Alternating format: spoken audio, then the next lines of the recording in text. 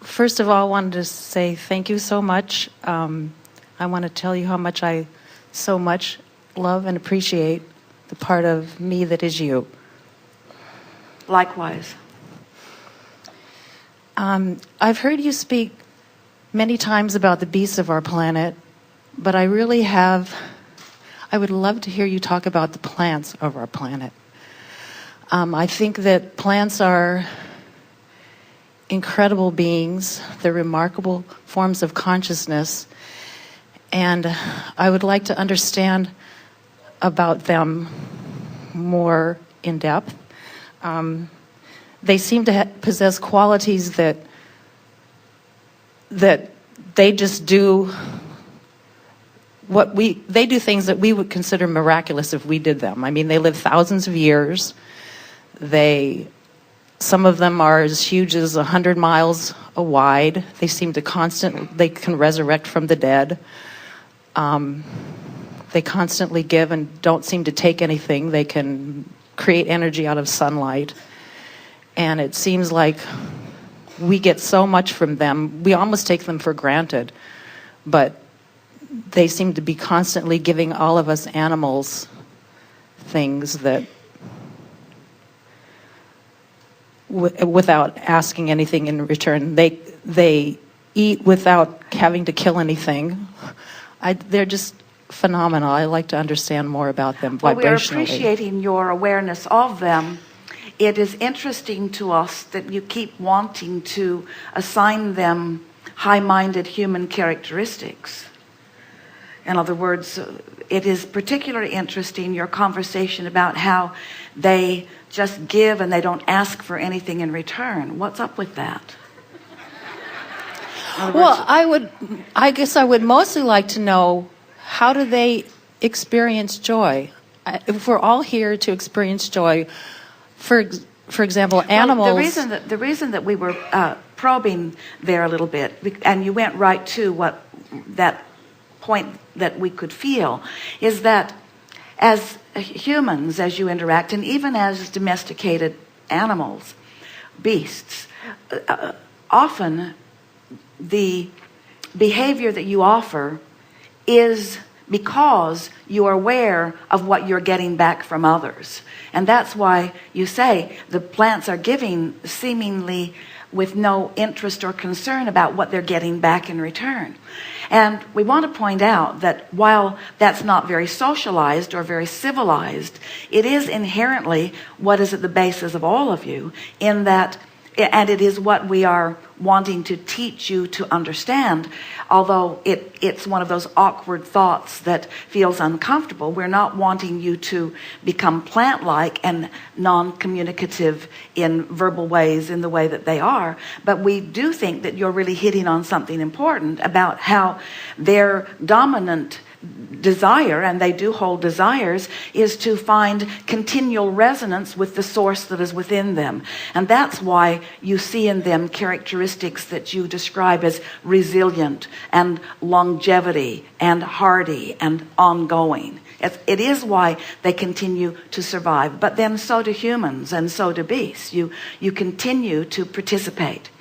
Now, what you're driving at, and what we are really wanting to rendezvous with you on, is that in this vibrational world or universe where vibration is at your core, as you are more plant-like or even more beast-like, and you are less concerned with how others are responding to you, and you are concerned only with your relationship with who you are, then you can offer this pure vibration, which is beneficial to your beingness. Now, many would argue, we can feel it even around, especially around this room as we're having this conversation, that while you could relegate yourself more to the experience of the plants, where you keep more to yourself, where you are rendezvousing with your own source energy or plant spirit, so to speak. And as our friend was wanting to define to us yesterday, that feels awfully off-putting to me. In other words, what's the point? I like the communication and I like the interaction. And so we're wanting to remind you that this exploration of contrast that humans are doing, while there are many more opportunities for you to be outside the vortex or not in pure alignment with who you really are, and while you do not thrive as well when you are disconnected from the energy that is your source, there is something powerfully, poignantly important about that contrasting experience that causes you to ask for more. And so in the conversation that we started with a few days ago about communication, and in the conversation that we held yesterday about the inevitability of the alignment with source energy, we want you to strike some sort of balance between all of that. In other words, we would like you to be more plant-like in the sense that you are not concerned about your feedback from other humans. That the feedback that matters to you is the feedback that you get from your emotions, letting you know about your vibrational alignment, because that is the way you thrive. And yet, in your social interactions with one another, you are contributing massively to the expansion of this time-space reality in ways that the plants and the animals are not.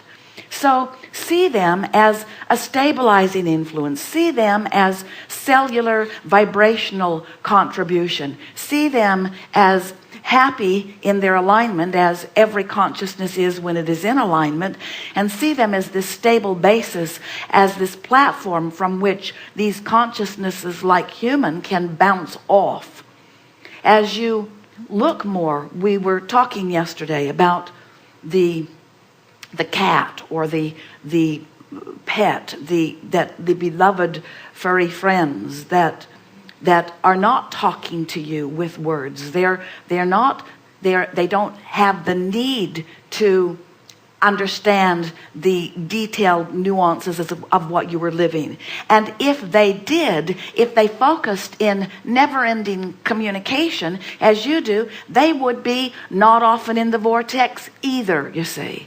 And so we're just talking about this continuum of balance between alignment and communication, alignment and interaction, alignment and co-creation.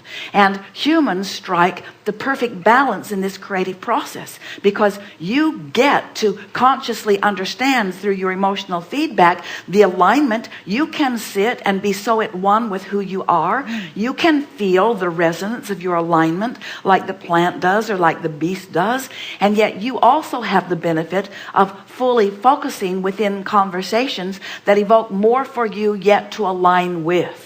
So let us just put it to you in this way. The evolution of the plant, because of its focusing characteristic, is one of stability and not of fast expansion. The ability of the human can be both alignment with source, which is stability, and exploration into contrast, which is fast expansion, and getting up to speed with what you've expanded to, which is why you chose to focus in this time-space reality in this way. All that is consciousness is focused within all of that. In other words, as you said how much you were enjoying this interaction, and we said likewise that you are appreciating the part of us that is the part of you, and we say we are appreciating the part of you that is the part of us. And we want you to know that the part of us and the part of you that is non-physical is enjoying its exploration in the plant life and in the animal life also. It's just all part of this magnificent balance that equals this magnificent whole that we are all about. And you can be any part of the consciousness that you choose to be. You can sit with that flower or that plant or that fruit or vegetable that comes from it. You can sit, as Esther did, on the deck of the ship yesterday with her binoculars, trying to visually devour as much of the landscape as she could, wanting to understand what it's like to be there. What is it like to stand as that tree in that spot all that time? Esther so loves how she gets around.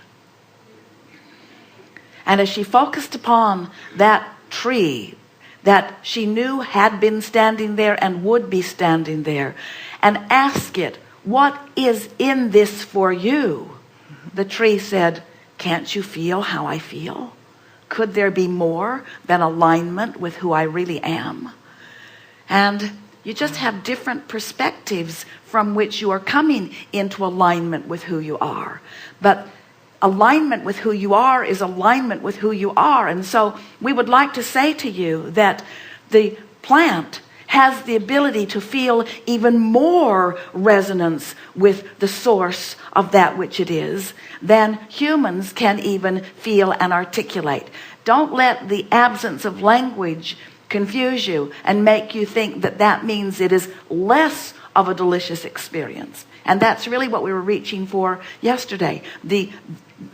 You have the best of all of it as humans. You get to reach into new places and then find resonance with Source who is there. And then you get to reach into new places and then find resonance with Source who is there.